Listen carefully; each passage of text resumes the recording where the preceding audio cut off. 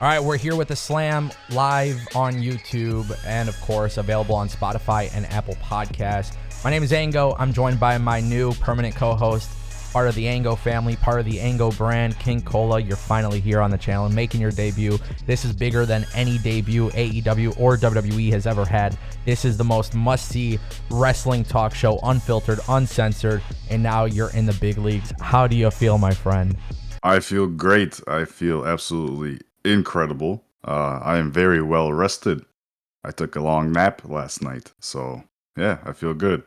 Yeah, so let's talk about that, because I don't want to be like a review show. I don't want to be talking about wrestling reviews like crazy, but at the same time, too, I know a lot of fans who don't know who you are. They don't know what you look for in wrestling. They don't know anything about you and your taste. So give me a breakdown, some quick thoughts. All Out was last night. You went nippy-nappy. What happened, bro?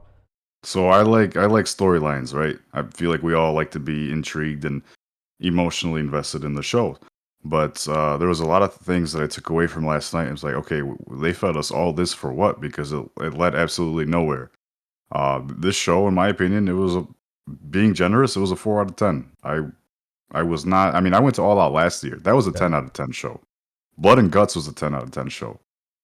And Blood and Guts wasn't too long ago. So, for example, like the Christian Cage and Jungle Boy storyline, how Luchasaurus turned on him at Blood and Guts and became friends with him again, and then turned last night, which is, I don't know, I found that very stupid. But yeah, that was a very, very bad show.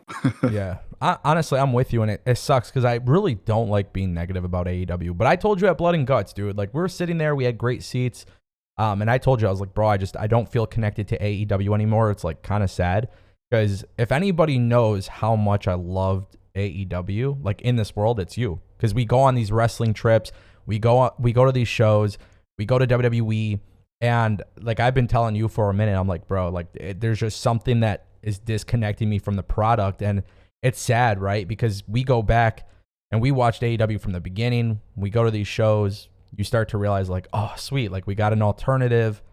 Now we really like we're kind of noticing like a lot of small things that AEW used to do, and it made the product so much better. It's like these days they like went away from that. I don't know. I'm disconnected, bro. We went to Blood and Guts. I had a badass time despite the fact I was not excited. And I remember telling you, I was like, man, like if they could keep doing stuff like this, like we got to go to All Out. We got to go to Full Gear. We got to go to these pay-per-views. I'm watching All Out last night, bro. I don't know. Disappointment. And it sucks because, like, I want to see them do good more than anything. But, like, I guess we're just at a weird time in wrestling. Like, this year's been chaotic, too. Like, there's just been so much craziness that happened this year. And the more and more that I realize it, it's like, is AEW good because they provide shock value? Or are they good because of their storytelling? In the past, I felt like they relied on storytelling, right? These days, it's almost like, oh, well, here's a surprise. And then, like, there's no follow through or whatever. But every week there's a new surprise, and they just can't capitalize on it. Yeah. We got the surprise last week on Dynamite where Moxley squashed Punk. Punk beat him last night, and it was kind of just like, yippee. And then we got MJF returning. Yeah. So, I mean, I feel like that feud now with MJF and Punk kind of died after a while, because that MJF thing happened a couple months ago. Yeah. So now where do we pick up from that? Like that, I just have a sour taste in my mouth because that match from last week where Mox won and unified, I think that was just stupid. That didn't need to happen just for Punk to win the titles in Chicago. Yeah. I don't know. They should have just waited till Chicago. It's like they're playing hot potato, dude. Yeah. I mean, you think like, I know you said that it's been like a crazy year in wrestling, and then with Triple H taking over WWE and Vince McMahon resigning, like we'd think, oh, is this company going to survive? Like that's a huge jump. That's a complete change of management. And that is something that actually improved once it changed. AEW is kind of just like they have this shock value, like you said, and it's just, they have so much bad blood deep inside the company, where it's like, what are they doing right now? Yeah. Well, it's crazy too, because last night after the media scrums, obviously CM Punk just went crazy. Now, yeah, dude, I was doing my live show, right? And like I'm live on the channel, and everybody's like, yo, Ango, you're missing this. Like, this is crazy. And I'm like, what? I already know CM Punk is turning heel. We know, like, there's reports of it. Like, they got plans. People are like, no, this is like this dude's going off on the EVPs, blah, blah. I start tuning in, and I'm like, the first thing I think immediately when it happens is like, it's a work, because there's reports of them planning a CM Punk heel turn. You're not going to do it in the crowd in front of Chicago. And then we see that, and it's like, I know you like to be worked, dude, but like, there's just something about AEW where, like, if they're working people, right, all of this unnecessary drama, backstage bullshit, whatever's happening, like, I feel like in a way it's kind of killing the company. And it's like, it's kind of sad, because why would you work your entire audience and then make your company look bad at the same time? I don't know. And it's just weird, because we should be talking about MJF's return, which I thought creatively was one of the coolest things that Tony Khan did, right? Like the voicemail and the just kind of the way they went about it. Like, yeah, that voicemail, that was sick. That small sick. little detail, that was pretty good. Yeah, and it's just like, I don't know. Like, for every time AEW does something so fucking cool, it's like, shit. Like, you go, like, I don't know. Like, again, I'm disconnected. It's like you're not telling enough stories, or you're not consistent with your storytelling. And I told you this year, bro. I told everybody in the group chat, I'm like, I'm not doing All Out this year. Like, and it's my job. Like, you guys know, like, I can't come to pay-per-view parties anymore because I got to do my live streams and do my coverage and whatever. But at least, like, when we go to a wrestling trip, we go out, have drinks, good food, like, all of that. And this year I was like, I'm not interested. And it's like weird, bro, because I feel like every year, you know, and obviously COVID kind of screwed a lot of things up too for that year, but we all booked for Double or Nothing last in 2020. That got canceled due to COVID. Then we went to All Out in 2021, by far the greatest pay-per-view that AEW ever had, until they had Revolution, because Revolution this past year was freaking insane. And then it's like, dude, this company has just so much good stuff, and then here we are, like, back to square one. Yeah, and dude, like, I get it, they're a relatively new company, but I don't know, there's just a lot of stuff I hate, and it's kind of weird, because we don't actually talk about this, but we should talk about this. When we were in Blood and Guts, we were talking about Tony Khan, because he kept coming out through the tunnel. He's just like marking out and shit, and like, dude, you look at me and you're like, I fucking love this guy, and I'm like, yeah, because he's one of us. You know, yeah, he's a fan. He's a huge fan. Like, he's taking fanboy pictures with his wrestlers. Like, that's so cool. Did you see that video of Tony Khan chugging the water bottle? Yeah. Like, dude, like the internet loves to make fun of Tony Khan. That shit was hilarious. I'm not even gonna lie. But like, I don't know. Like, I feel like sometimes he just does this shit on purpose. Like, I think because he's so smart and he's a wrestling fan, and he knows that wrestling fans just like, I don't know, bro. People love talking about Tony Khan doing awkward shit, and he's an awkward person. Yeah, wrestling fans just love dumb shit, and he knows how to get at us. Like, for example, the whole Acclaimed thing. Oh yeah, that shit, the scissor me daddy ass, is the funniest thing in the world. Look it up, dude. Look it up. Scissor me daddy. Next time. Oh shucks. Yeah, that's it's like so dumb. Like, how could something like that get over? Then the whole crowd just hijacks the show. Yeah. They hijack the match with the chants, and they're going crazy for Max Caster and Anthony Bowens and, you know, Daddy Ass. It's so dumb, but it's the greatest thing in the world. Yeah, this is how I feel. That's how I feel about Danhausen too. Yeah, it's so stupid, but it works. Dude, I remember maybe it was Blood and Guts. I can't remember. I just remember telling you, I was like, I fucking hate Orange Cassidy. I hate Danhausen. I hate these guys. Then it's like a week later, you're like, no, man, like, these guys are having fun. Like, yeah. Stop being a fucking stupid idiot, dude. Like, just enjoy it. Like, yeah, maybe it's not the most logical sense of like wrestling storytelling, but it's okay to laugh sometimes. And you're right, dude. The scissor me, dude. That's so crazy how that got over. Because yeah. And maybe that's like one of AEW's biggest mistakes, is like not realizing when to pull the trigger. Because these guys obviously have been over for a while. Max Caster always, like, I think John Cena said something about it too, but like, Max Caster's just dropping freestyle raps about the most insane shit. It doesn't matter if it's Biden, Trump. It doesn't matter. All trending topics. Yeah, whatever's trending for the day, he's like, all right, here's a couple bars, and it's not like, I don't know, man. Like, it's just kind of weird, because they should have won that match. And the crowd let them know. And it's like, what the fuck? Like, Tony Khan, you're such a fan of like wrestling. Like, Yeah, Why? their next match, where if they decide to verse the same teams go against each other again, like Swerve in My Glory or whatever the hell they're called, I don't think that second match would be as good. They should have won the titles last night. Yeah, I agree. I agree, dude. Have you been watching WWE lately too, or no? Oh yeah. So like, what's your thoughts on that? Because obviously Triple H took over, fucking absolutely went crazy. Like, I don't know, it's weird. So for one thing, Clash of the Castle, Yeah. banger, 10 out of 10 pay-per-view, Yeah. 10 out of 10. You're gonna Like get so Gunther and much hate. Sheamus, You are yeah, gonna get so much hate. Oh my god, I'll be shocked if you don't. Yeah, for sure. just Gunther and Sheamus alone could have main evented the pay-per-view. Classic. Yeah, Classic. and then we had Drew McIntyre returning with the broken dreams. Yeah. That was sick, beautiful. And then NXT with it was a few hours before All Out. They won the Sunday Night War or whatever. Isn't you that wanna call crazy? Yeah. I'll be honest, like that was one thing, and I love NXT, and people often disagree with me because they're like, oh, it's so this, it's so that, it's whatever. But it's like, dude, everything is kind of logical for the most part. Sometimes they got some silly shit, but so does AEW, so does WWE, Raw, SmackDown, whatever. Fucking Carmelo Hayes and Ricochet, I knew they were gonna be good. I didn't think they would have been that good. I've seen Ricochet in the Indies countless times. Amazing performer. This guy, if he had that creative freedom that he was supposed to have when he first joined the WWE, phenomenal. He would have been over by now. But like people are starting to finally realize like these guys are pretty damn good, man. You just got to give them like I think I don't know what Triple H has in mind, what's in store for the company as of now. Yeah. But like just give them, if you want to control what they say in their promos, just give them 2 minutes at least to say what they want and be like, all right, well, make sure you add this and that's it. Like, and then after that, do whatever you want. Even their matches, let them script it how they want, man.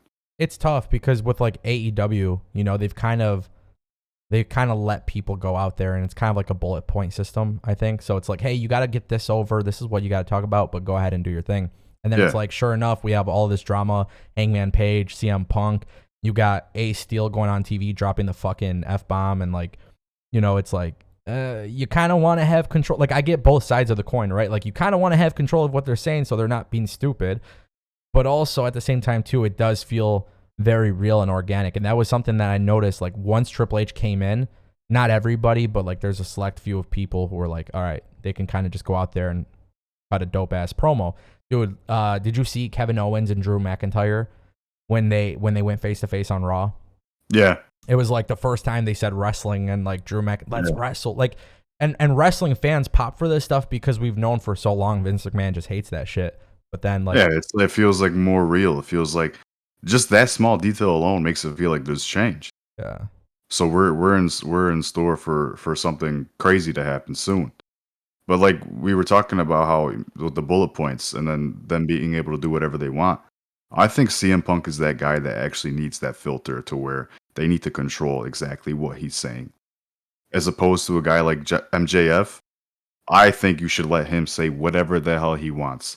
That promo he cut on Dynamite where he just went off on Tony Khan and the rest of the company, that was beautiful. I got worked. I legitimately thought he was going to the WWE. Yeah.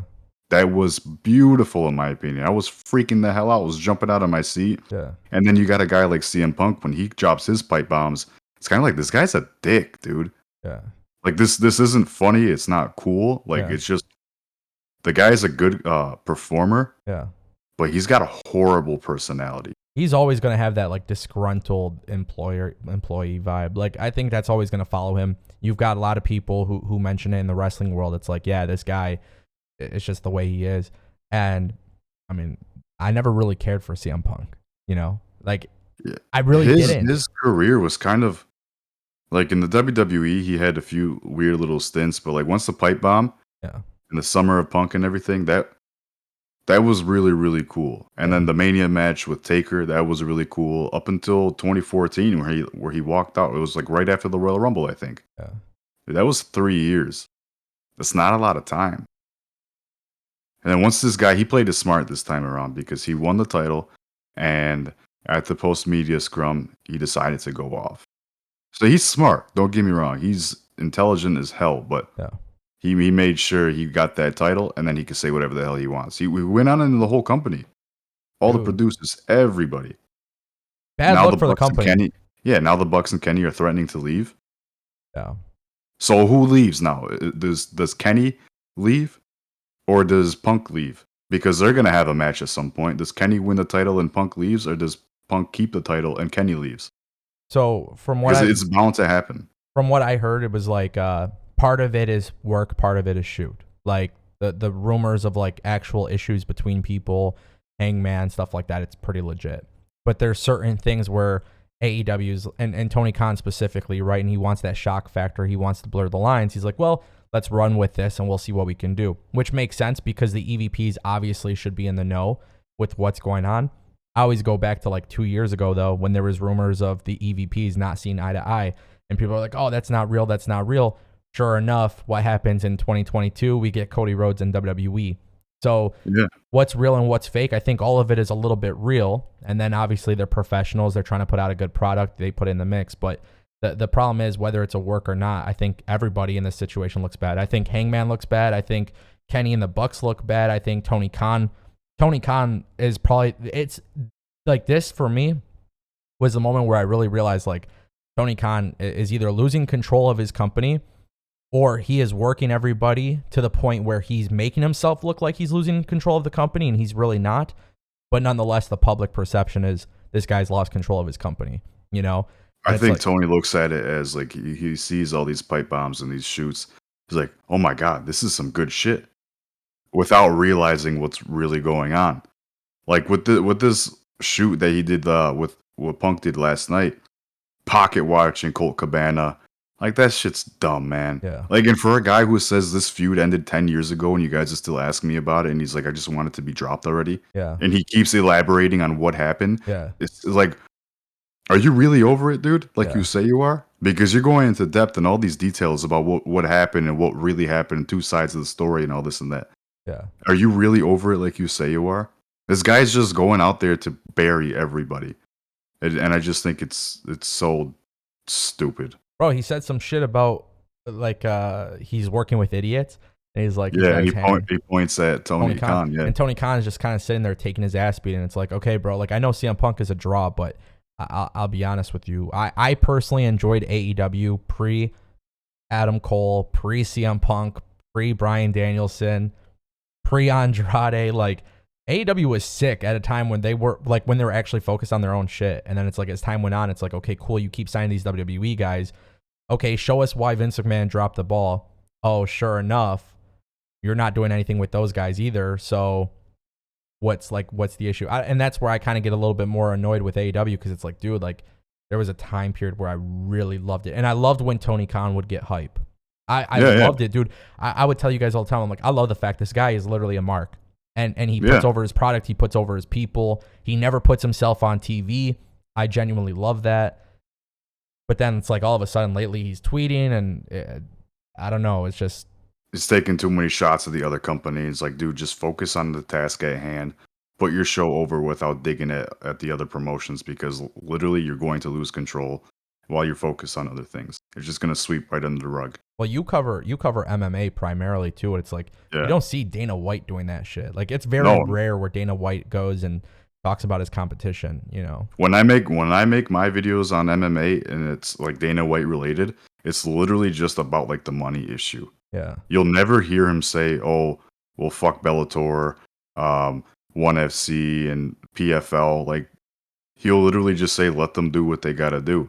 Even with boxing, MMA and boxing are two different sports essentially. Yeah. He'll, I think Eddie Hearn. It was Eddie Hearn. He had done something in, forgot what country it was, but he's like, "Yeah, I gave him some pretty good, what I thought was pretty good advice, and you know, whatever he needed, I was going to help him out." And they're two different sports, you know. What is kind of jumping back to like the social media thing, because Tony Khan, I mean, we saw a difference. I don't know if you saw like the Triple H press conference, but the way Triple H did his press conference for Clash at the Castle, he didn't do a lot of talking. He kind of put over everybody. He put over the reporters, the media, the country, and everything. Obviously, a different appeal for Triple H as a businessman. You know, there was a different appeal from him being a businessman and Tony Khan being a businessman. if Tony Khan is trying to sell TV or whatever it is by his press conference, I think he kind of did the opposite. I think a lot more people like kind of turned away from that.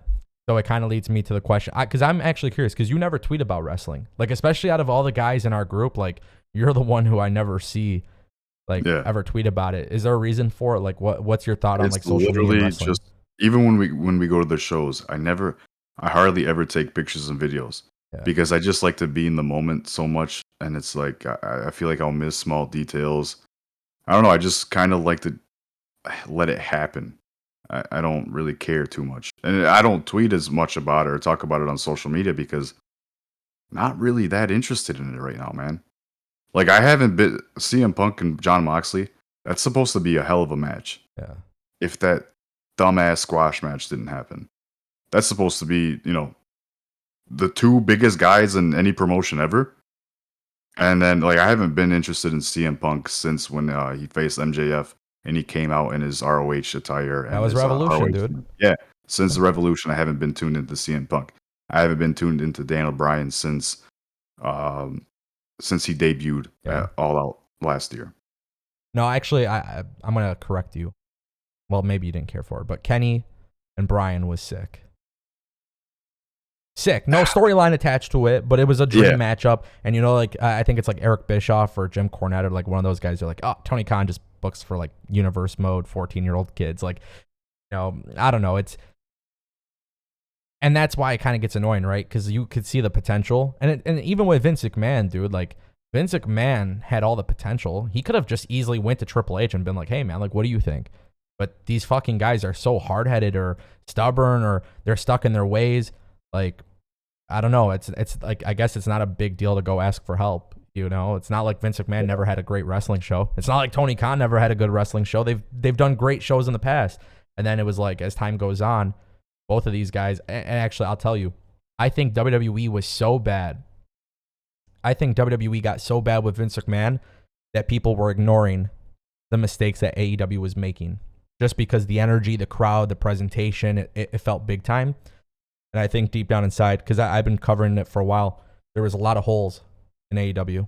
And the fact that Vince McMahon was so bad, it made AEW look good. And then I think when you see Triple H take over, it's like, nah, this guy knows what he's doing, because Clash at the Castle was a WWE main roster pay-per-view, but it's 5 or 6 matches. The pace is incredible. Everybody gets to wrestle. 7 matches total.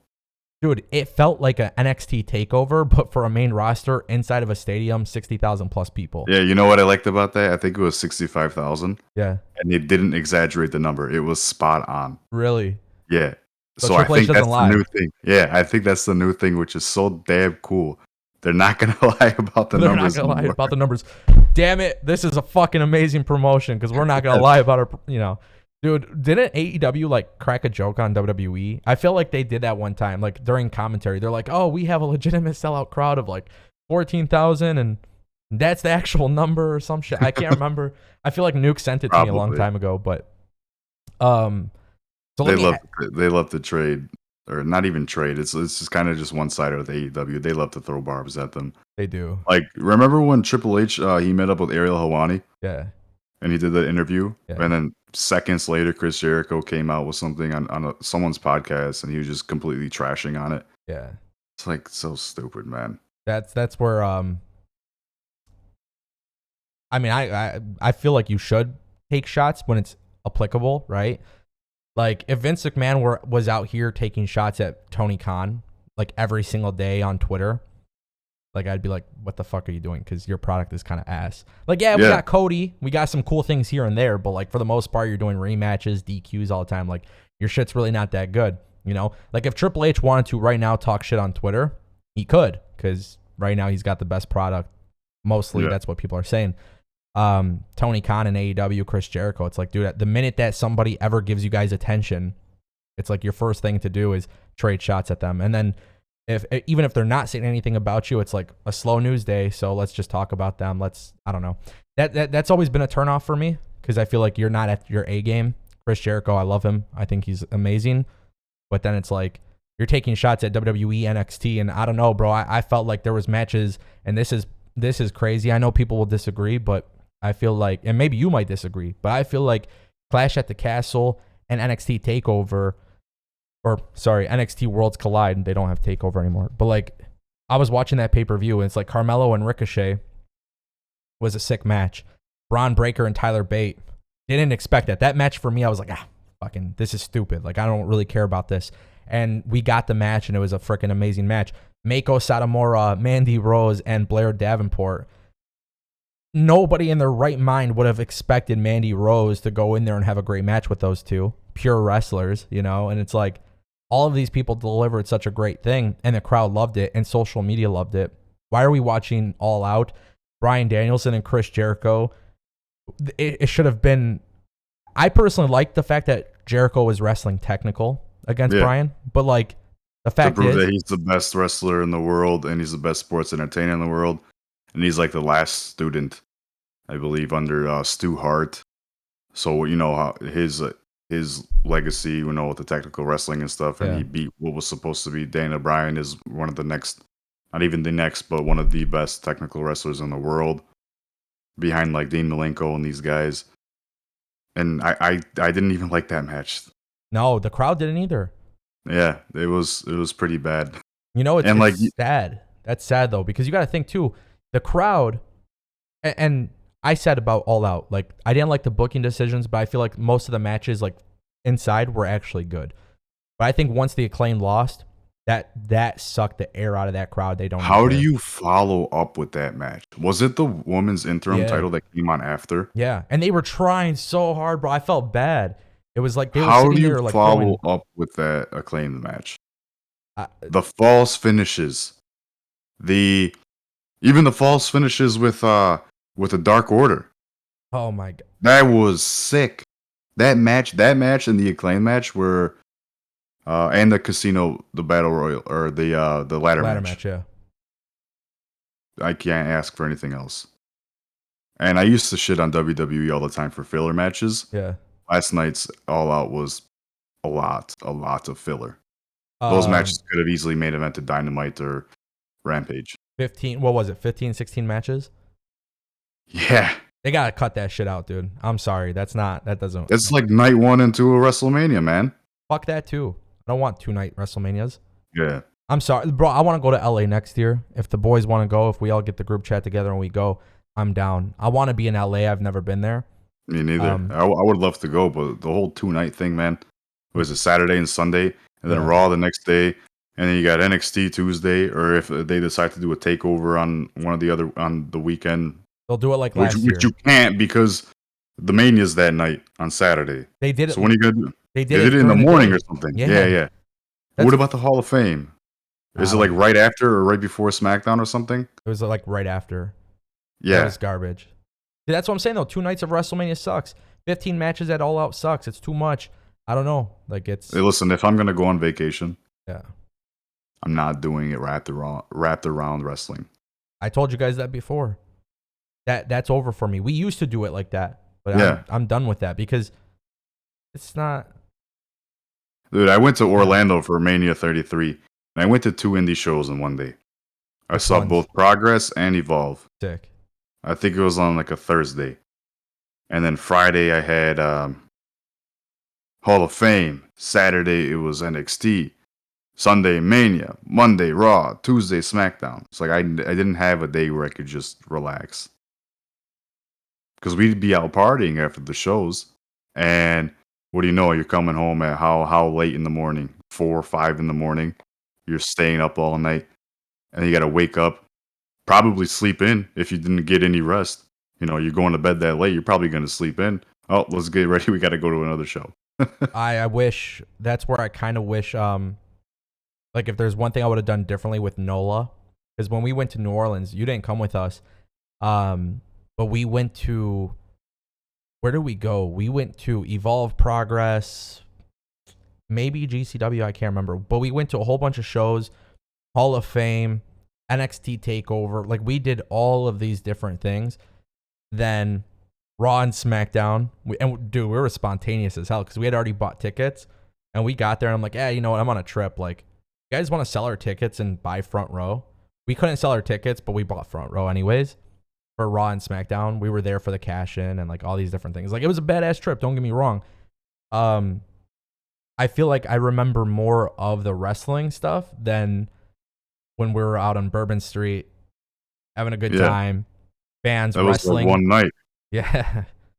Yeah, the fans wrestling in the middle of the bars or on the streets, or Yeah. there was like a mud pile outside of Camping World Stadium in Orlando, and people were just having like matches in the mud with masks on. It's so funny, but Yeah. and you forget about that because you're at Mania or one of the shows for 29 hours. Yeah.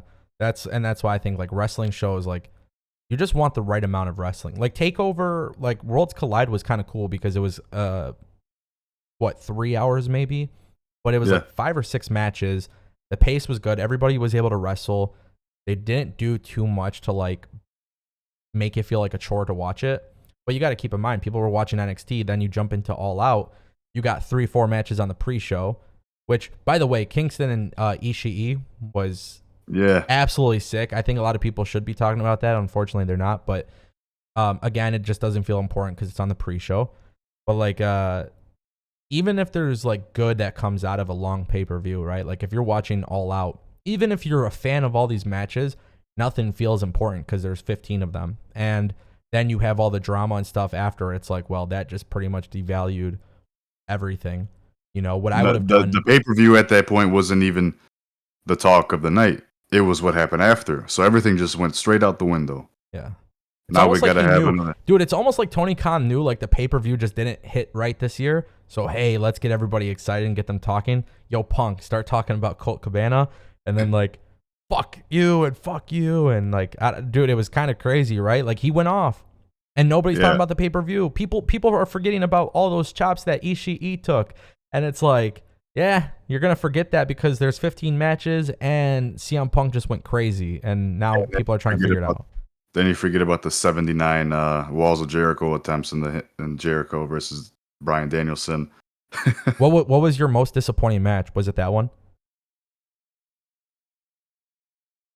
Yeah. Really? So there's matches where, they don't go the way you would think it's going to go. Your favorite guy doesn't win. Yeah. But it's still a good match. Like, for example, House of Black. I didn't like that match. I liked it up until the finish. Yeah. I don't think, especially with what Malachi Black is going through, how he's unhappy in his personal and his professional life. Yeah. Which I think his professional life is playing the role into his personal life. Yeah. And he just wants to leave, which I think that it's kind of confirmed now because at the end of that show, at the end of that match, he like bowed to the crowd and kissed his hand and waved goodbye or whatever. Yeah. I just think the guy's done because he's got, I hope he gets through whatever he's going through, but especially when the company knows that this guy's going through some stuff, and for him to take that pinfall and to get that mist sprayed by Sting, could have easily been Buddy Matthews or Brody King that could have taken that fall. And it's not like Sting needed to go over either. Yeah. I hate speculating on stuff especially when it comes to mental health, I feel like that's just way bigger than wrestling in general. Yeah. It's just like, I agree. It's like, to me, like I just felt disconnected. Again, I felt disconnected. Like I kind of scratched my head. It was the same thing with Ricky Starks and Powerhouse Hobbs. It was the same thing with Jungle Boy and Christian. Like I'm just kind of scratching my head because those matches at least had a story going into the pay-per-view. Yeah, and then they were 5 minutes long? Yeah. Nothing went over the limit up until the trios match and the trios match. Yeah, with Kenny and the Bucks. I think that one went over. Yeah. I think it went like 24 minutes or something. But yeah, everything else up until that point was like pretty garbage.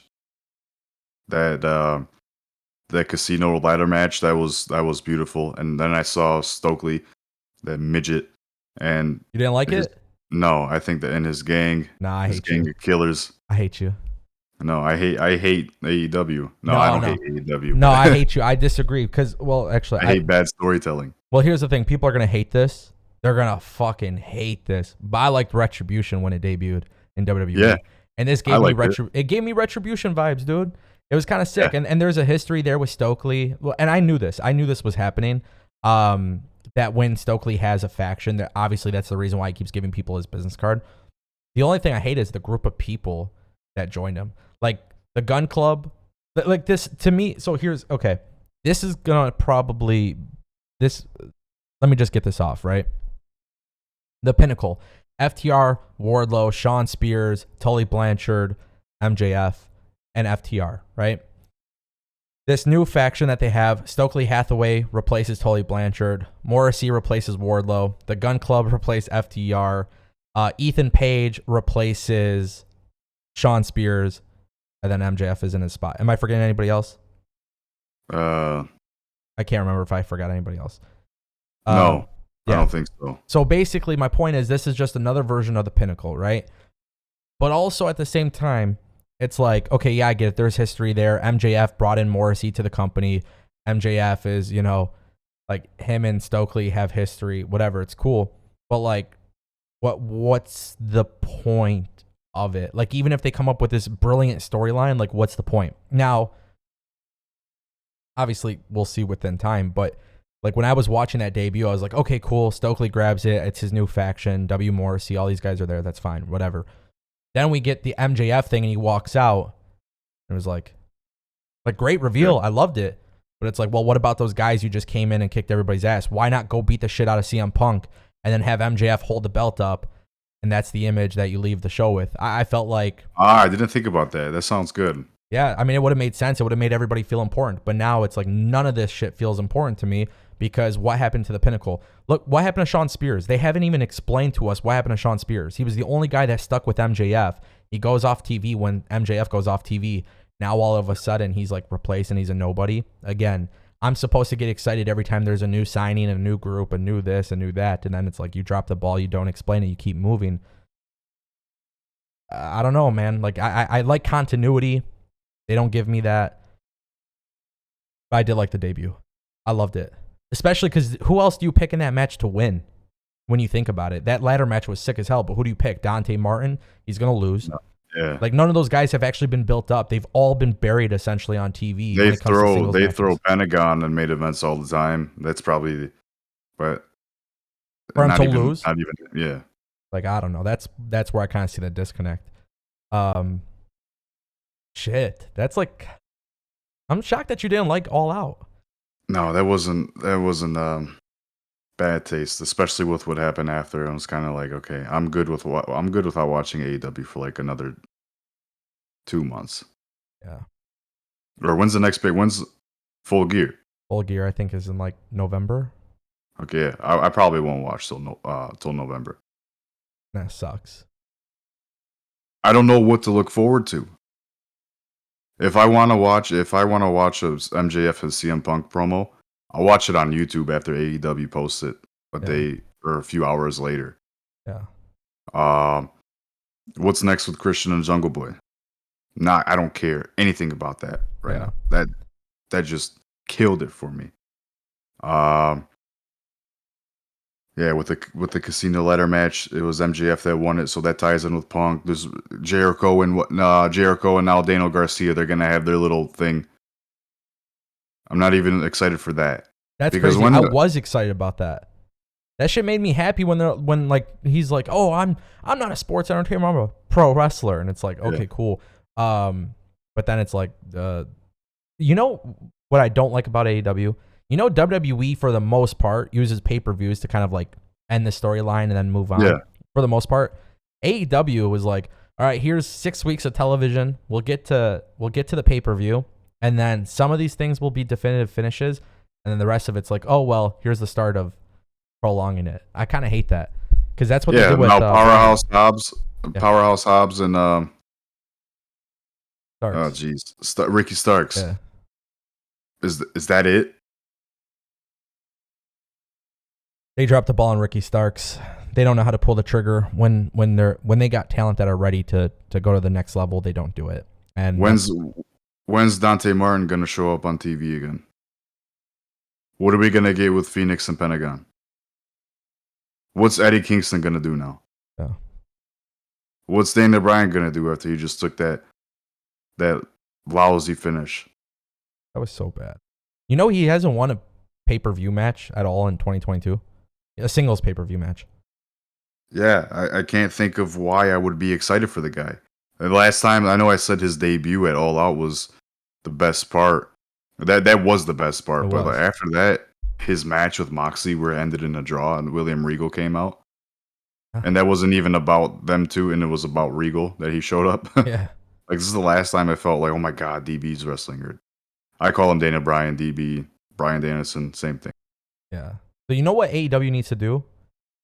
They need to bring back Dan Lambert. Wrestling was good. AEW was good with Dan Lambert. Oh, I love the American Top Team showing up. I love it, and all the MMA fighters coming up, and then Chris Jericho and the Jericho Appreciation Society ganging up on Paige Van Zant. Yeah, that was hilarious. Like what happened to her, dude? She's not even on TV. Like again, another signing, another person who debuts, signed. And she's fucking A, man. It's so frustrating, bro. Because it's again, like it goes back to what we're saying. Like they've done so many cool things, and like it's not like they don't know what to do. I think Tony Khan is one of the best in terms of like being creative, and it goes back to that MJF reveal. WWE is never going to air out some type of shit like that on their fucking pay-per-views. And then you got Tony Khan and he's like, hey, Slim, I wrote you. But no, what did he say though? Like, how did his actual voicemail go? It was like, hey, like if you want more money, I'll give it to you. But the fans want you at All Out. Like all this shit. And, you know, I'll give you the extension. I'll give you more money. I'll give you this much money. Then they blurred it out. They bleeped it out. Yeah. It was like something bleep $1 million. Yeah. You don't have to sign an extension. You can come back. You don't have to do a contract signing or anything. And this is my final offer. Take it if you want it.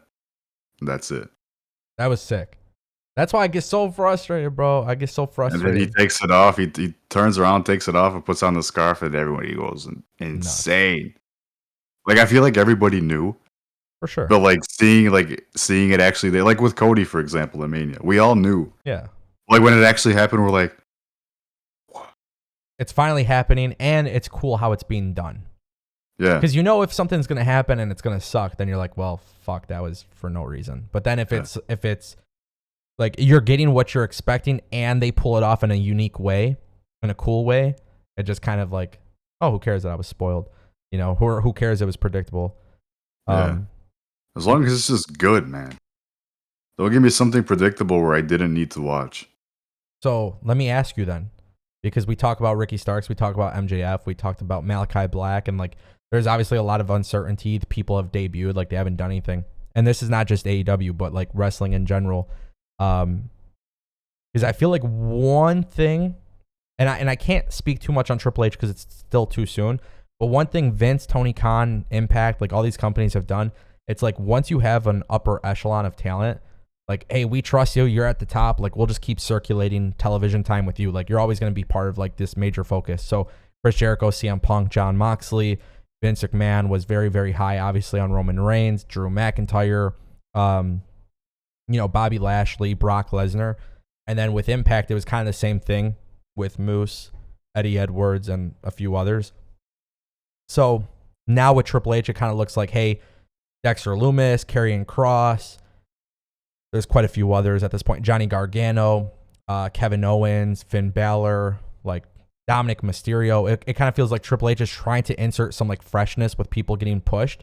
With AEW, I don't necessarily feel like that's the case just yet. But if you're looking at wrestling in the next 5 years, like who is going to be that guy? Like who's going to be like the new thing? You know, like who's the future of this business at this point? You know. So you mentioned Reigns and Karrion Kross and Dexter Lumis and these guys. I think it's gonna alternate. I think Reigns holds it for at least not another year, but into the next year. So like I say, by the spring of next year, Reigns keeps holding the title, and he loses it to Karrion Kross, and then it's kind of just gonna go from there. He's gonna have a pretty long run and lose to Kevin Owens or maybe this person or that person. In AEW situation, I feel like they're going to have to alternate it 10 different times between Moxley, Punk, Hangman, Kenny. Like, what? Now, Kenny, that he came back, you're not going to give him the title again? Yeah. Moxley, he's never going to win the title again? You're going to let Punk, who's driving your business through the fucking dirt, keep the title? They have so many main event caliber guys. Rey Fenix is phenomenal. Is Miro going to be a mid-carder for the rest of his career? That scares me. Yeah. That actually makes me mad. Yeah, and I loved Miro when he first came in. And then... Wait, you did? When he was a gamer? Yeah, man. He's a fucking nerd, just like me. Oh, shit. Nah, I hated that. I loved COVID era AEW. Really? Yeah. But looking back, it was good, but at the time, I hated it. Yeah, man. It's just there's so much stuff now because nobody's gonna be happy. Cody wasn't happy, so he left. Oh, and now MJF. You have to give him the title now. You have to. If you don't, that you wasted all that time for what? What about Wardlow? He's gonna be a mid-carder? They're building up all these guys at the same time that nobody can afford a loss. Yeah. What about Bryan Danielson? He's never gonna hold the title, the world title? That's crazy. Because imagine, right? Imagine you have Bryan Danielson hold the belt, and then Daniel Garcia. Actually, what if Bryan Danielson won the title, turned heel, and put over a babyface Daniel Garcia to win the belt? Yeah, but what about the rest of these guys? The bigger names? Of course. There's a lot of people. Who can pay the big bucks and have a lot more control. Adam Cole. Where the hell is he? He's hurt. He's had a... Yeah, but what did he do when he wasn't hurt? It was too confusing. It became way too confusing. Because at first he feuded with Hangman Page. Yeah. Which, I just think when Hangman Page won the belt, it's like he lost all his momentum. Then Adam Cole went for the belt and lost all his momentum. He won the Owen Hart Classic thing, the tournament, and then it's like nothing else. And then obviously, the injury, which I love Adam Cole. I think he was amazing in NXT. I feel like he should be treated as a way bigger deal than he is in AEW. And then he's always going to take the back seat to the elite. You know, it's always going to be... Yeah, and then when he returns, he's going to have all this star power when he returns. It's not even the fact that he's a heel, because the fans all love these guys. I love Adam Cole as a face or heel. I will always root for him. Does it really... when he comes back from an injury, what are you going to do? Send him to ROH? Fuck that. Don't get me started on ROH, by the way, because that's taking way too damn long. It's way. They're gonna send Samoa Joe down there. They're gonna send Wardlow down there. They're gonna send Jay Lethal back down there. All these guys that are not the Bucks and Kenny and maybe Hangman and Punk, Mox, Danielson. Everybody's gonna go to ROH. They're gonna send. I know how much you love Jade Cargill. Jade Cargill's gonna go to ROH. There's no way. Yeah. There's no or way. Maybe not her, but what about Athena? How many more bad bookings with Athena are we going to get before I decide to throw my phone or a sledgehammer through my TV? Somebody might hate me for this. I hate Athena. You know what's crazy? AEW made me hate Ember Moon. Like, when she was in WWE NXT, and again, this is where I have a little bit more faith in Triple H, right? A lot of people that were booked in NXT under Triple H absolutely were amazing. Aleister Black. In NXT, Ember Moon was good in NXT. My goodness, bro. And then main roster. Who ruined that on the main roster? Vince McMahon. Yeah. Then she goes to AEW and are like, oh, sick. Like, okay, yeah, they have a little bit too many signings, and yeah, they haven't necessarily executed everything with everybody, but the women's division needs help. She's perfect for this role. Sure enough. Quick match to Jade Cargill. The match was cut short. For what? I understand you're trying to build up Jade Cargill, so why are you doing it at the expense of building up Athena? She's not an enhancement talent. It's like... Just like Ruby Soho. That breaks her nose, and now she's going to be out for a while. That was reckless, dude. Did you see the clip? Horrible. Yeah. The way he just dropped her and turned away like it was nothing. Yeah. She landed right on her neck. Like on this, like her head was all twisted and shit. Like she got hit by a fucking train. Listen, I'm not saying it was intentional. I don't think it was intentional. I don't think Sammy Guevara woke up. Sammy's a scumbag, man. Yeah, but just I'm not gonna look again. I'm not going to assume that he did it intentionally. But to be that careless, yeah, maybe he felt like he was in character, and I don't know. Like I'm not trying to sit here and but what the fuck is happening in this company to the point where injuries have become an issue? These guys do not have the same schedule as WWE, bro. Yeah. Cole, I'm telling you right now. I think they're a little bit more lenient. They don't have more free time. They don't have a crazy set of moves that are banned, if any. WWE Vince McMahon was like, dude, you can't do this. You can't do a punt. You can't do the curb stomp. Like AEW kind of has a little bit more freedom, but it's like I'm watching this shit. Adam Cole's out with injuries. People are getting hurt, and it's a consistent basis. Tony Khan is talking about it all the time. Oh, well, now our roster's 100% because of the injury bug. Like, Forbidden Door couldn't be a great pay-per-view because, well, CM Punk was hurt or this person was hurt. And, like, then maybe we need to, like, control ourselves a little bit more. Because I saw Sammy Guevara do that, and I was just kind of bummed. Like, isn't it awesome? And I don't really mean awesome, but isn't it amazing that all the guys that they sign are the ones that are getting injured or away from TV? Like Samoa Joe's making like a movie or a TV show right now. Ruby Soho, who's a new signing, is injured. Bro, Athena. No. She don't say new signing because she debuted at All Out the same night as Bryan Danielson and Adam Cole. They haven't done shit with her since. Yeah, I mean it's still a relatively new signing. Bro, they've been on TV. It's been a year. It's been a full year, but what have they done? They haven't been on TV. When I turn on Dynamite next week or on Wednesday, I'm gonna be like, "Who the hell is this?" And it's gonna be fucking Jon Moxley. It's gonna be something like these guys. They sign them and they're off of TV for so long that when I see them again, it's like, "Oh, when the hell did you sign?" I pointed it out. I was like, Ethan Page was there for. I thought Sean Spears left. I legitimately thought he got released. But he's just off. Like, he's still there, but he's not there. The wrestling fans in the comment section will tell you, oh, well, they got ROH, so they're going to have separate rosters. My boy, Tony Khan spent, $4 or $5 million on ROH. He hasn't done anything with it since. He can't do anything with it since because there's still legalities that are, like, being worked out or whatever.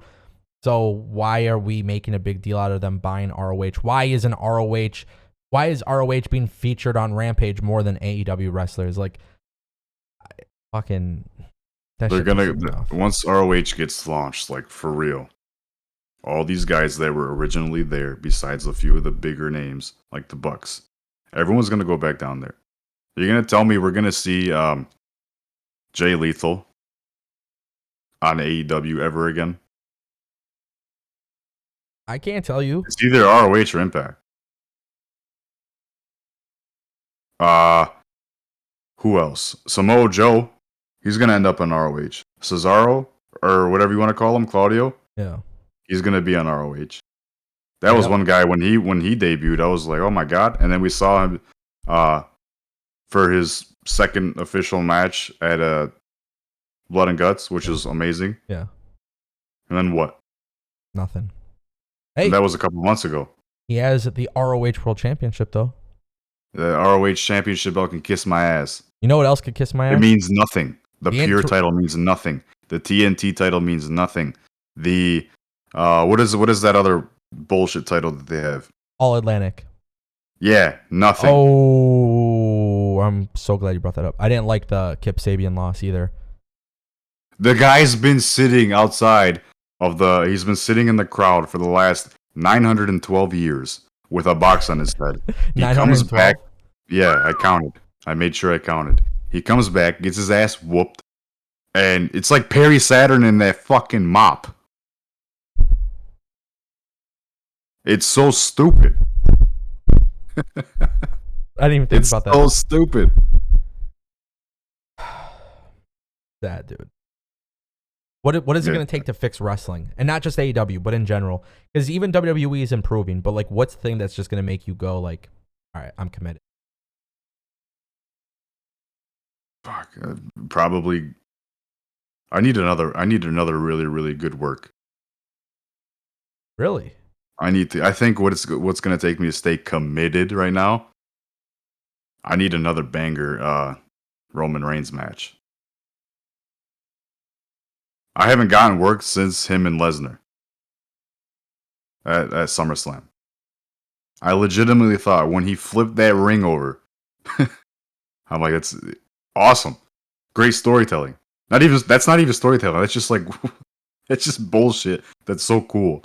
I'm like, yes. We're finally going to get the end of the Roman Empire. And But like Reigns won, so I'm like, shit, who's going to be the next guy? I thought at Clash of the Castle because they were in the UK. It's not necessarily Scotland. Yeah.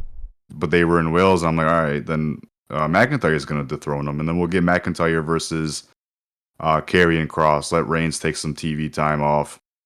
Show up every once in a couple months. Reigns doesn't need to be on TV every week. Yeah. He's at that point where he could pull a Rock and Cena and show up every few months. Yeah, I disagree with you though. You think so? It does feel more special. With or without the title. So without the title, I'm fine. But I think you need to bring those world championships back because you got to think too, man. Like, and it's really crazy for when AEW presented the world championship and Chris Jericho won it, and then like all these guys held the belts and Kenny went on this tear. Like, it was the first time in a very long time where I was like, yo, wrestling, like championship belts in wrestling mean something again, which is why I get so pissed with AEW and Vince McMahon, like at the same time, because it was like, for a while, it was like, damn, you won the big prize in AEW. You're the man. And it's kind of like that in WWE, right? Like when Daniel Bryan actually won the championship, it was like made a big deal at WrestleMania. Like, oh, cool. Like the underdog finally did it. It was like that really feel good story. Then later on, you kind of realize like, okay, the mid-card titles don't mean anything in WWE. But then what's really surprising is you got Sammy Guevara, Cody Rhodes playing hot potato with the TNT championship. Then Scorpio Sky gets the TNT championship. He's lost the belt. He hasn't done a damn thing on TV since. Then Wardlow won the TNT championship. That gets overshadowed. His whole run gets overshadowed because of the MJF situation. Then you have Thunder Rosa who wins the women's championship. It doesn't mean anything. The funny thing is there's only two people in wrestling right now that hold a championship belt that means something. Roman Reigns and Jade Cargill.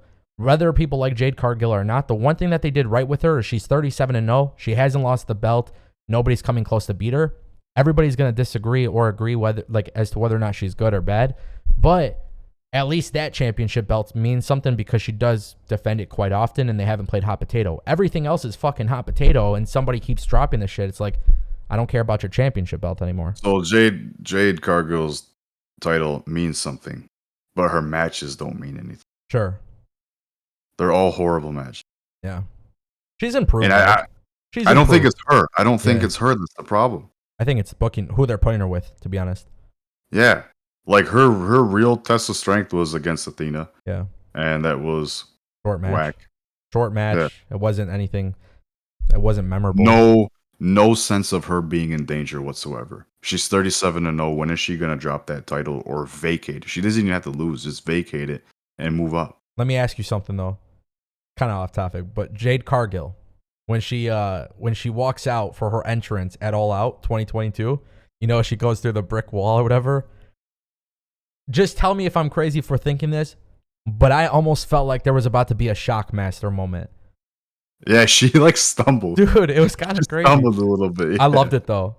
I loved it. I have so much respect for Jade because I feel like the person who is very green, she has improved. She understands that she's an entertainer, which people will argue AEW doesn't care about entertainment, but they should because she's going to draw big money. WWE has their money all over her. Eventually, WWE is going to make it rain for Jade Cargill, and it's going to be like Jade Cargill versus Charlotte Flair at WrestleMania. And I don't know if it's going to be good or bad, but what I do know is eventually WWE is going to try to get her. I'll always look at somebody like they're stupid whenever they tell me that AEW is a wrestling company and not a sports entertainment company. Wrestling, sports entertainment, dude. Even WWE, Triple H could say wrestling. They put out that one-worded tweet, wrestling. But people like to try to separate the two. They're like, AEW is good wrestling. No, dude. It is sports entertainment because you got all these pipe bombs. That's not wrestling. That's drawing. That's not... Wrestling's not drawing you in. Chris Jericho and Daniel Bryan doing their little technical match is not drawing you in. It's the fact that after that CM Punk is going batshit crazy. And what about all the theatrics with the She-Hulk? What about all the theatrics with House of Black? That was sick, by the way. Sick entrance, bro. I love that. I love the House of Black. That's what I just like Malachi Black. Dude, do you get where I'm coming from when I criticize AEW? It's like, I want to shake my freaking... I want to throw my head into a brick wall and just be like, why? Because House of Black was sick, and I did not anticipate Aleister Black going into AEW. I didn't anticipate him going a little bit darker of a character. I thought he was going to be just more like WWE because AEW is wrestling, right? They're a sport. But he goes in and like the mist, the face paint, the entrance, the theme music, the vignettes, it was very much like a Bray Wyatt sports entertainment feel. That entrance was beautiful. But you get all these good things and then you get a lot of bad as well. Listen, no company's ever going to be perfect. It's like every damn sports league in the world. But I don't imagine agree with that. You don't think so? Stephanie McMahon said something really cool one day. She's like, yeah, just like MMA or basketball or whatever, like we can script our own buzzer beater. We can script our own 30-second knockout. Like we can script our own like moments. That's why with wrestling, I do kind of get a little bit more annoyed. Not just AEW or WWE, but like Impact, GCW, like all these small companies. It's like, dude, you can go on Twitter, you can go listen to your crowd, you can pretty much understand what people want. So, kind of got to tease them a little bit too. You can't give them everything that they want, yeah, but you kind of got to tease them. And it's like you're like Dark Order, right? It's like people want to take Dark Order seriously, but AEW doesn't take them seriously. So now it's hard for them to get bought back in when they're in these big matches. That's where WWE is like. Stephanie McMahon said that, and I was like, yeah, she gets it. Because like you watch UFC, and it's like, dude. We're watching what? Magomedov. You sent me that clip of his knockout. The 19-second knockout. Perfect example. 19-second knockout, right? I asked you, I said, who is he? You say who he is. I'm like, okay, cool. Yeah, I'll never bet against him. And the reason is because we know within MMA, there's like a certain lineage of people. Like these people come from a certain lineage and they come in and they're just dominant, right? Now, with MMA, what ends up happening? Tell me. When's the last time we went to a restaurant, bar? When's the last time we went to Nuke's house for pay-per-view altogether for UFC? I feel like it's been a minute. Last winter we went, I think, to one. I can't remember who it was. Maybe Paulo Costa or something. We were at Art and Jake's, I think is what it was. It doesn't ring a bell. I remember we went to one. It was maybe last year summer or last year summer. Or last year winter or last year summer. But we went to a card, right? And I remember there was a huge thunderstorm. We're chilling. We're watching the thing, right? And the reason why I kind of stopped going to UFC pay-per-views and like going to parties and stuff for it is because sometimes you're going to get really good fights. Sometimes you're going to get really bad fights. Doesn't matter what's on the paper, right? With pro wrestling, for the most part, you're going to have everybody's talented with wrestling. Yeah. So, like Carmelo and Ricochet, you expect great wrestling. You watch Bryan Danielson and Chris Jericho, you expect great wrestling. You watch Ishii and Kingston, you expect it.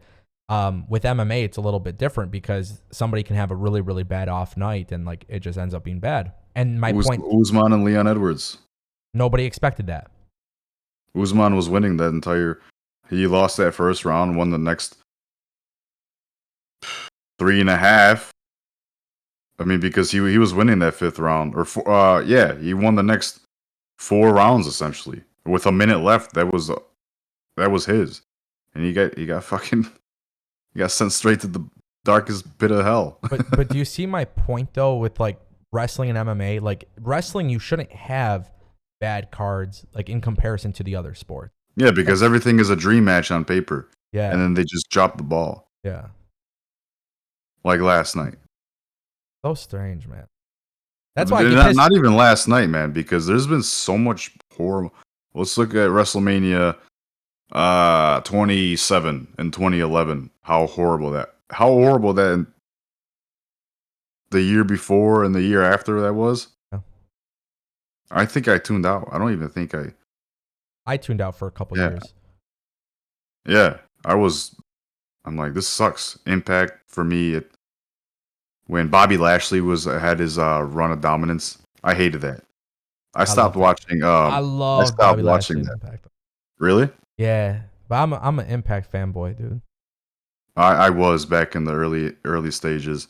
I was watching AJ Styles and Jeff Hardy when he had first debuted in 2004. Kurt Angle, Samoa Joe, those 6 sides of steel matches, the Abyss with Janice, that barbed wire baseball bat or whatever that was, or with the spikes. Yeah. RVD. That was a fun time up until like the Bischoff and Hogan era. Dixie Carter era to me sucked. I mean, there was been a, but why? Why? It was all bad booking. Like I don't want to watch this shit. And to the fact that it's not even like a week or two where I stopped watching, it was for like a couple of years. And then, actually, I know everybody on the planet Earth is going to agree with me when I say this. You ready? You want to know what the best time ever was? What? GFW. Global Force Wrestling? I'm fucking with you. God, dude. You're a fucking asshole. What do you mean, man? That was great. Yeah, that's... No, I can't wait, dude. I'm gonna talk to a chick and she's gonna be like, "You watch wrestling? Yeah, let's go turn on GFW. Yeah, we got GFW in the house. Yeah." No, if I ever have a girl watching wrestling with me, I'm gonna turn on like 97, 98 ECW. No. Why not? Nah, I want to show her Eugene Dinsmore. Back when Eugene went face to face with The Rock and Stone Cold. Babe, this is real wrestling. This is what I love to watch. This is what I cover for a living.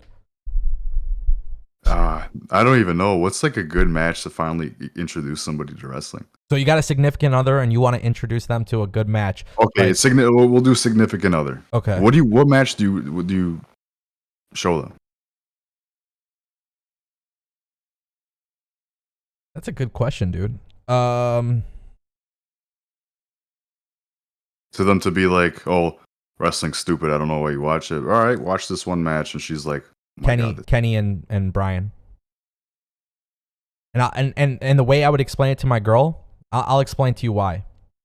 Because there was no build for that match, right? We know this is just a big dream matchup that like a lot of people were anticipating. Before they lock up to start, before the bell rings, you just see the crowd. You see how many people were interested in it. I feel like I can explain to, like I would be able to explain to my girl, like, look, this was a match with no build, no real storytelling to it. They have this massive match. The crowd is eating this up. These are two of the best, considered of the best. I would show her this. And that way I wouldn't look stupid. You know what I mean? I wouldn't look stupid. I would feel comfortable showing that. You sound dumb. No, man.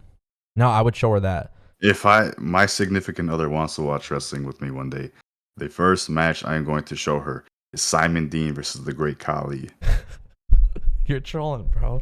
Why you be like wrestling. this, dude? Why are you trolling, dude? I would show. Okay, I still have to think about the significant other thing. Maybe Rock and Hogan at WrestleMania 18. That would be cool. But again, right before. But if I'm showing a friend, before the bell rings, though, like there's just a certain aura or energy about it. I hate Hulk Hogan, dude. I honestly hate Hulk Hogan so much. I think he's a piece of shit. I never liked him as a wrestler. I didn't like Shawn Michaels, Bret Hart, Ric Flair, Hulk Hogan. I didn't care for them. That's just how I was as a kid. Hulk Hogan and The Rock, though, is just like there's an energy surrounding that where it's like, okay, big fight feel, massive moment. If I'm showing a friend, though, yeah. If I'm showing like one of my guy friends, I would probably have to say Pete Dunne and Tyler Bate in Chicago. Yeah. That one was phenomenal. Yeah. Again, that's a good match, but there's just so much that's happened in wrestling, like people forget about it. Sadly. Shit, I just forgot about. Honestly, you know what match I would put over that? What? Gunther and Sheamus. No, Okada and Kenny Omega. Yeah. All three matches that they had, besides the one that during the G1, I didn't like that one too much. No. When like Cody was trying to throw in the towel, that first one where they went 60 minutes. Those were sick. People sleep on NJPW, man. They do, but also I feel like AEW has become the US version of NJPW in a certain aspect, in a certain sense. So they took everybody. They did, yeah. Now we have Okada making appearances on AEW. Jay White making appearances on AEW. It should feel like a way bigger deal, but it doesn't. That's how the wrestling at this point. Has Okada been on TV since he debuted? Not that I can remember.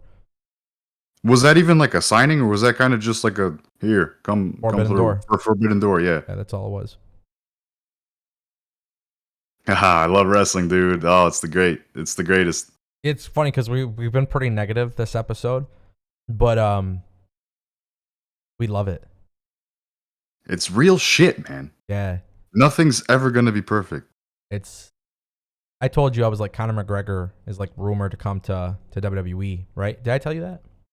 Yeah, unfortunately, because I can't stand the guy. Yeah. And half of my MMA videos I make are about the goddamn guy because there's a new story trending with him every single day. Yeah. And I can't take it anymore. But that's the thing, It's just like so old, man. with wrestling though, it's like we need less of that and just keep putting up like good moments, you know?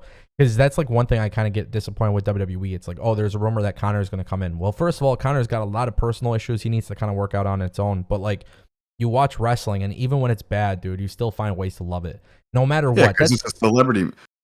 It's a celebrity. Everybody knows the guy, so they're gonna tune in. What about Johnny Knoxville and Sami Zayn? Oh, actually, hey, That was awesome. That's one of my favorite matches. Like this. That was sick. Yeah. And Johnny Knoxville, he went over. That was the last great thing Vince McMahon ever produced. I can't think of anything else. No, him and Austin. him and Austin. What's it called? When he got stunned and he took that horrible bump. That was the worst stunner ever. But I don't remember Vince McMahon ever selling the stunner good anyways. No, it was always bad, but this one it looked like he died. Yeah, but WWE's camera crew, the producers, they left it, right? They did, but they changed the angle and they cut it like it. Oh, they ended up cutting it? No, like they did, but they just edited it. Like they kind of manipulated the footage, so you can tell it was bad, but they made it better than how bad it actually was. Dude, the guy was stumbling back for like 100 feet. He left us with that. Vince McMahon left us with one last stunner. He knew it was coming, dude. He was just like ready to go. Hey, Vince during that time was pretty sick, man, because he had that angle with Rollins and his next opponent. That was sick. Yeah, but sometimes I would watch Raw and I'm like, dude, this guy is like old. Like it's kind of sad. Like, yeah. Sometimes I feel like he was kind of like what? Like you're Sleepy Vince? Like what? Sleepy Vince, dude. Like he would be talking to Theory or talking to Seth. Like I don't know. It's just, yeah, sad, dude. Yeah. So sad. He had that nice little cameo during the Money in the Bank during COVID, where they were wrestling at the headquarters. Yeah. Hey, that was sick. AJ Styles and somebody else, I think they were brawling in his office. Yeah. They're like, "Oh my god, I'm so sorry, I'm so sorry." Like comedy and wrestling, and I know people are gonna hate me for this because they don't think it's wrestling related, but comedy and wrestling and celebrities in wrestling are such a blessing. You need to have it, man, and that's why I changed my tone with Danhausen and Orange Cassidy and like Scissor Me Daddy. Like that shit wasn't for me at first because I was just like, I don't see the appeal. I like wrestling and storylines, but then you're like, you kind of realize like you need to have a little bit of that fun with it, but you also need to have the storylines that are serious too. So it's like when Karrion Kross comes back and he takes out Drew McIntyre and confronts Roman, it's like, yeah, that's cool. It's serious. When Karrion Kross debuted on the main roster and he was wearing the fucking gladiator suit, like, what? Like, this isn't silly. This isn't funny. This isn't even meme. This is like, this is stupid. This is stupid, right? So there's a thing. You kind of need to have a little bit of everything, and it's okay to have a little bit of everything. But if it's always going to be comedy, that's like a problem. If your celebrities are going to come in and they're not going to be good celebrities in the ring, yeah, we don't want it. Like, I don't have faith for Conor in WWE, not because he isn't entertaining, but I just don't think Conor McGregor is a guy who absolutely cares to like put on a good wrestling match. Bad Bunny and Logan Paul came in and like, dude, we're lifelong fans. We respect this. Like, we want to be part of this. They made moments. Snoop Dogg went to AEW. Paul's hitting frog splashes. Bad Bunny's doing Canadian destroyers. Snoop Dogg flew off the rope. Yeah. AEW. Masvidal's throwing flying knees. Right? Like celebrities. Oh my God. So many people hated Masvidal in AEW. And I was just, no. Chris Jericho was the perfect guy to be there involved. Like, yeah. I loved it. And I want more of it. I don't really want Conor in WWE, but I just want wrestling. That's going to be a shit show. I hope not. Triple H is a fan of him. I'd rather have I Floyd know, Mayweather but the come guy back. is so. What? I'd rather have Floyd come back to WWE. Why? Why not? What the hell is he gonna do? Just he doesn't. Triple H gets it though. Triple H ain't gonna sit there and have him fucking do hurricanranas and shit. Just like Tyson Fury ringside knocks out somebody. I'd rather have Floyd in LA knock out somebody ringside. We already got that though. So do With it the Big differently. Show. No, man, I'm not talking about like a full segment. I'm talking about like Theory trying to cash in and Floyd Mayweather also beats his ass. Dude, that should be the new thing, right? Austin Theory, every time for the next year that he tries to cash in, it's like a famous boxer just sitting ringside and just clocks him. Like Theory, Like Heath Slater and all the legends that came out every week and beat his ass. Yeah, it would be funny. You get some celebrity involvement, feel good moment. Theory gets his ass kicked. Everybody loves it. Like, Oh, I'd love that. Tyson Fury knocked him the hell out. You see that, right? Yeah. Fuck. I'm not a fan of Theory. So whatever happens to him, I need an angle with Austin Theory where he gets hit by the golf cart, like how Sammy Guevara always. Oh my god.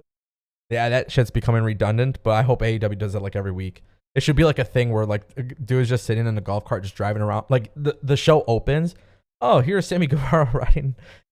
Oh god. So it doesn't even have to be Sammy Guevara. Just somebody. Fucking John Moxley is driving the golf cart around throughout the entire episode.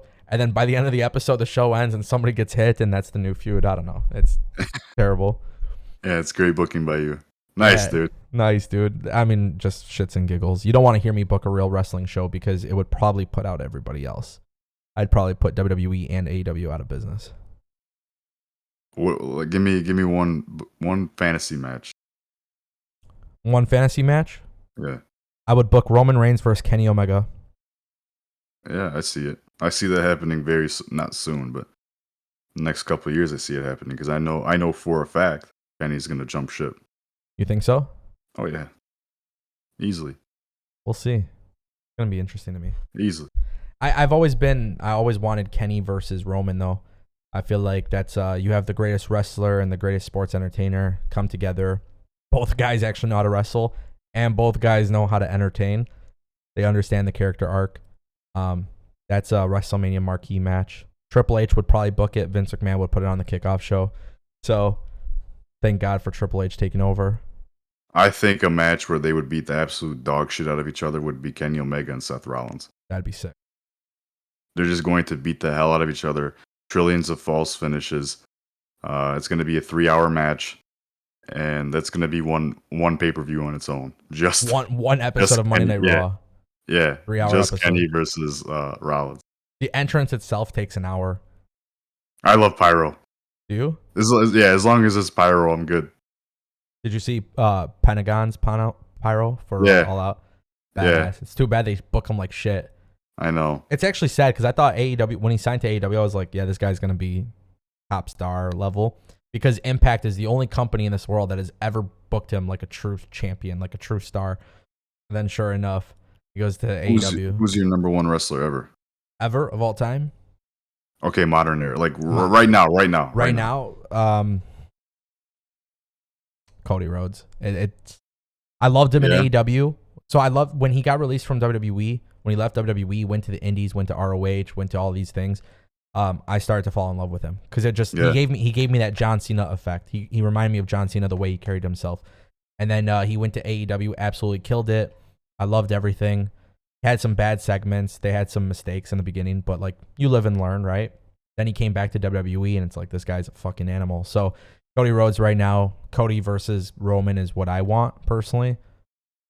Probably won't get that, but I think Cody's up there, and I think Kenny's up there for AEW. I think you can't top that. I think with right now, it was at one point it was Pentagon. Yeah. Then just bad booking. I'm like I can't do it no more. But I think right now it's got to be Rollins. He's sick. Everything is so damn entertaining, win or lose, man. Well, him and Riddle kind of got me back on track with Rollins because just a great build up. That interview, you know how we're doing right now, where they're in the side to side. Yeah, that was sick. Yeah, I think we got a bit of an issue going on. No, we're good. Just keep going. Yeah. Yeah, Okay. dude, it's crazy. Eventually, what ends up happening is the lights turn back on, and then it's Malachi Black, or it's Bray Yeah. Wyatt, or Kane, or the Undertaker. Yeah. So, that you know how like they do in the UFC where they do the side to side, and they were just Rollins is going and his family and his kids. He's like, "Where are you? I'm gonna beat the f out of you." This and that. I think that was really cool. Yeah, no, I'm with you, 100%. I think that's a good time to end it. Right, the camera overheats. Yeah. Like perfect. Unfortunately, I'm not Bray Wyatt, dude. Oh, we fucked up. That should have been my gimmick. When my camera overheats, I should have gave it a second, came back with a Bray Wyatt Fiend mask, and be like, "Let me in." And then Let me in. that's the stream, dude. And then with the lantern and just blow it out. I'm here. Yeah. Next time, dude. We'll figure it out. But Next yeah, time we gotta have a gimmick show. well, yeah, for sure. I mean, honestly, I just kind of want to talk about like certain things with you because I feel like nobody really knows your thoughts on wrestling. And pretty much what everybody learned today is that you're a hater. Yeah, I'm just a shitty Mark who hates everything Yeah. and only likes anything that Jim Cornette says and Vince Russo booking. That's my kind of thing. Yeah. No, yeah, God, no. Hell no. So now that everybody kind of knows who you are, it's going to be really cool because in the future, I got so much shit for you.